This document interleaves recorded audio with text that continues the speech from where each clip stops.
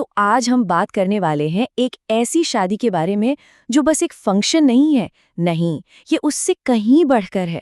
ये कहानी है उम्मीद की, एक बिल्कुल नई शुरुआत की। और जश्न की शुरुआत भी क्या जबरदस्त हुई। क्रिकेटर युजवेंद्र चहल ने इंस्टाग्राम पर एक वीडियो डाला, कैप्शन में लिखा, मेरे यार की शादी है। और वीडियो में वो मौजा ही मौजा पर जमकर नाच रहे थे। बस इसी से अंदाजा लगा लीजिए कि माहौल कितना शानदार होगा। तो ये शादी थी पूर्व भारतीय क्रिकेटर शिखर धवन की। 21 फरवरी 2026 को उन्होंने सोफी शाइन के साथ दिल्ली एनसीआर में 7 फेरे लिए।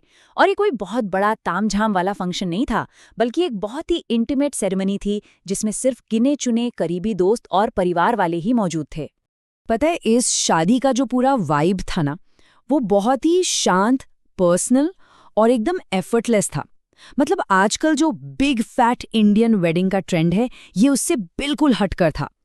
इस कपल ने चकाचौंध की जगह सादगी को चुना और यही बात सबको बहुत अच्छी लगी।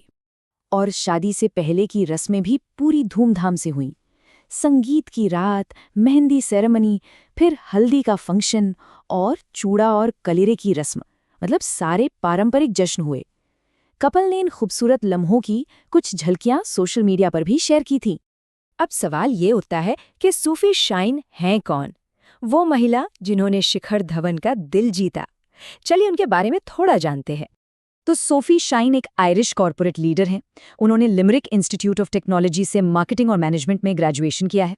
और उनका करियर देखिए, नॉर्दर्न ट्रस्ट कॉर्पोरेशन जैसी बड़ी कंपनी में वो सेकंड वाइस प्रेसिडेंट रह चुकी हैं। आज की तारीख में वो डाटा वन स्पोर्ट्स की सीओओ हैं और शिखर धवन फाउंडेशन की हेड भी।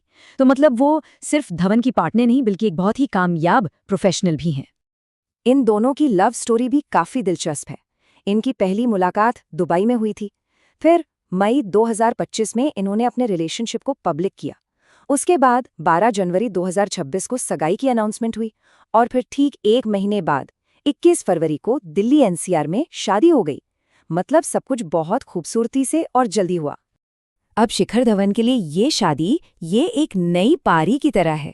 और ये इसलिए भी बहुत खास है क्योंकि ये एक बहुत ही मुश्किल दौर के बाद आई है। ये उनके लिए एक फ्रेश स्टार्ट है। हाँ, ये शिखर धवन की दूसरी शादी है। उनकी पहली शादी आयशा मुखर्जी से हुई थी, जो 2012 से 2023 तक यानी 11 साल चली। अक्टूबर 2023 में उनका तलाक हो गया और अब 2026 में उन्होंने सोफी शाइन के साथ एक नई शुरुआत की है। जब उनके तलाक का मामला कोर्ट में था, तब पता चला था कि उन्हें मानसिक पीड़ा से गुजरना पड़ा था। कोर्ट ने भी ये माना था कि धवन को कई सालों तक अपने बेटे जोरावर से दूर रखा गया था। तो ये सब जानना इसलिए ज़रूरी है ताकि हम समझ सकें कि ये नई शुरुआत, ये खुशी उनके लिए कितने मायने रखती है। अच्छा, अब बात करते हैं इनके वेडिंग लुक की, क्योंकि ये भी खूब चर्चा में रहा। इनके आउटफिट्स डिज़ाइन किए थे मनीष मल्होत्रा ने और इनका स्टाइल था सादगी भरा शाही अंदाज, मतलब एकदम अंडरस्टेटेड रॉयल। तो शिखर धवन ने पहनी थी एक वाइट ऑन वाइट शेरवानी जिस पर टोनल एम्ब्रॉयडरी थी, साथ में लेयर्ड पन्ने की माला और जड़ी हुई कलगी, एकदम मॉडर्न महाराजा वाला फील।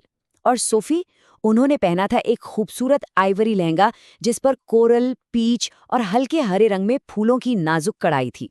उनका लुक बहुत ही एलिगेंट और विंटेज था। दोनों साथ में कमाल लग रहे थे। द टाइम्स ऑफ इंडिया ने इनके स्टाइल के बारे में बहुत अच्छी बात लिखी। एक ऐसी शादी की स्टाइल जो असर डालने के लिए दिखावे पर निर्भर नहीं करती। और सच में यही इस पूरी शादी का सार था। इम्पैक्ट क्रिएट करने के लिए किसी दिखावे की जरूरत ही नहीं थी। शादी के बाद दोनों ने सोशल मीडिया पर अपने रिश्ते को ऑफिशियल किया, बहुत ही सिंपल तरीके से। अपनी खूबसूरत तस्वीरों के साथ बस एक कैप्शन लिखा, मिस्टर एंड मिसेस धवन। और बस इसी प्यारे से कैप्शन के साथ उनके नए सफर की शुरुआत हो गई। तो इस पूरी कहानी का सबसे बड़ा टेकअवे क्या है? यही कि ये शादी सिर्फ दो लोगों का मिलना नहीं है, ये एक नई शुरुआत है, एक नया अध्याय है। ये इस बात का प्रतीक है कि हर किसी को खुशी का दूसरा मौका जरूर मिलता है। शिखर धवन और सोफी शाइन की कहानी हमें बहुत कुछ सिखाती है। ये हमें याद दिलाती है कि मुश्किलों के बाद भी उम्मीद रखना कितना ज़रूरी है और नई शुरुआत करने की हिम्मत रखना कितना ज़रूरी है। ये कहानी एक सवाल छोड़ जाती है कि कोई अपनी ज़िंदगी की हैप्पी एंडिंग खुद कैसे लिखता है।